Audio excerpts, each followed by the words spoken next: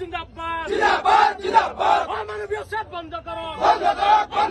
BJP সরকার হায় হায় হায় হায় হায় হায় BJP সরকার হায় হায় হায় হায় হায় হায় হিমন্ত বিশ্ব শর্মা হায় হায় হায় হায় হায় হায় BJP সরকার লেই লেই সেই সেই সেই বিজেপি সরকার লেই লেই সেই সেই সেই হিমন্ত বিশ্ব শর্মা লেই লেই সেই সেই সেই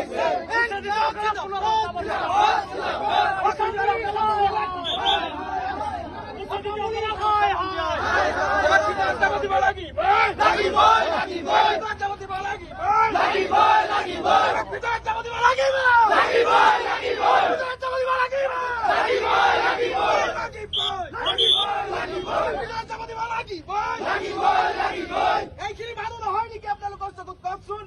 মানৱ অধিকাৰ উলংঘন কৰা হৈছে আজি আজি উচ্ছেদ কৰি আছে কৰক তেওঁলোকক মোৰ সন্দেহ হয় পুলিচ প্ৰশাসন অত্যাচাৰ কৰি আছে গুলিয়াই মাৰি আছে নেকি সন্দেহ হয় আমাৰ মানুহখিনিক মাৰি পেলাই আছে নেকি সন্দেহ হয় আমি স্পষ্ট কৈছো ৰাইজৰ দলৰ সন্দেহ হয় উচ্ছেদিত পৰিয়ালক নোখোৱাই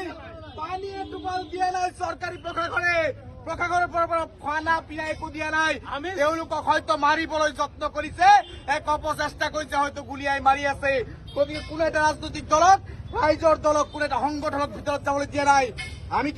আমি কি বাঘ হৈছো নেকি আমি কি অস্ত্ৰ লৈ আহিছো নেকি আমি সাধাৰণ জনতা এটা ৰাজনৈতিক দলৰ প্ৰতিনিধি আহিছো কেলাই আমাক সোমাব নিদিব ইয়াৰ প্ৰতিবাদ আমি কৰিম ৰাইজৰ দলে যোৱাকালি মিডিয়াকো সোমাব দিয়া নাই উচ্ছেদিতসকলক পুনৰ সংস্থাপন দিব লাগিবই উচ্ছেদিতসকলক পুনৰ সংস্থাপন দিব লাগিবই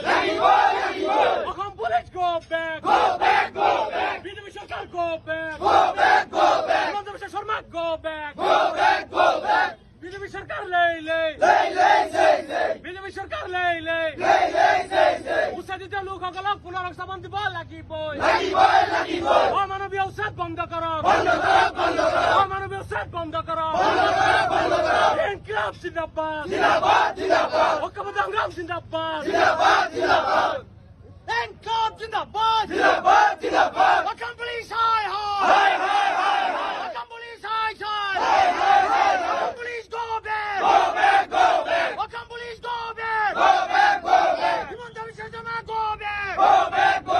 উচ্ছেদিতক পুনৰ সংস্থাপন দিব লাগিব উচ্ছেদিতক পুনৰ সংস্থাপন দিব লাগিব অসম পুলিচ গো বেক